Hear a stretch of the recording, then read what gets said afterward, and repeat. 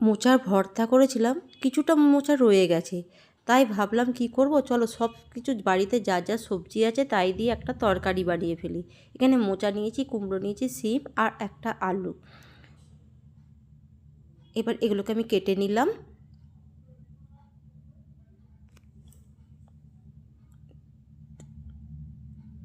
কড়াই বসিয়ে দিয়েছি, কড়াইয়ে তেল দিয়ে দিয়েছি। তেল দেওয়ার পরে কয়েকটা বড়ি প্রথমে ভেজে তুলে নেব। বড়িগুলো ভাজা হয়ে গেছে, তুলে নিলাম। আরও কিছুটা তেল দিয়েছি, তেলের মধ্যে দিয়ে দিলাম একটা শুকনো লঙ্কা আর কিছুটা পাঁচফোড়ন।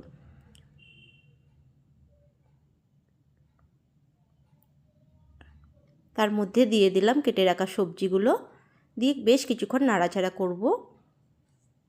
এবার দিয়ে দিলাম স্বাদ মতো নুন, দিয়ে আরও কিছুক্ষণ নাড়াচাড়া করে এবার দিয়ে দেবো এক একে মশলা।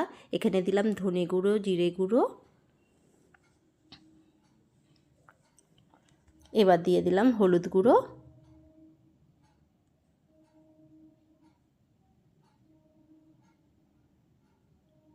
একটু সময় ধরে কষাতে হবে। একটু ঢেকে রাখলাম, আবার ঢাকনা খুলে দেখো অনেকটাই ভাজা ভাজা হয়ে গেছে। এবার আমি গরম জল দিয়ে দেব।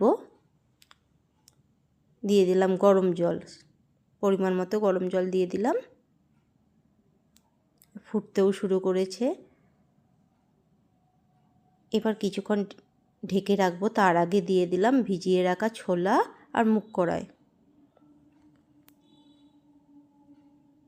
ঢাকনা দিয়ে দিলাম, ঢাকনা খুলে দেখছি অনেকটাই কালারটা চেঞ্জ হয়ে গেছে আর সবজিগুলো প্রায় সেদ্ধ হয়ে এসেছে।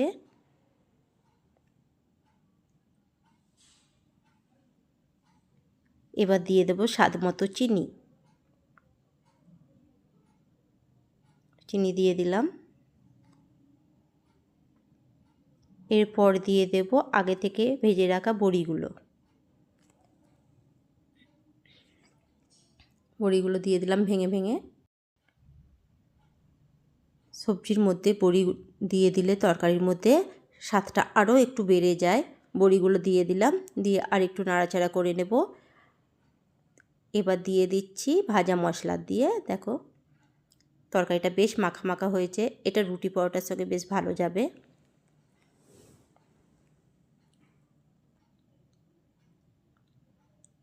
একদম মিক্সড সবজি রেডি, এখন শুধু পরিবেশন করার অপেক্ষা। চলো তোমাদের সঙ্গে আবার পরে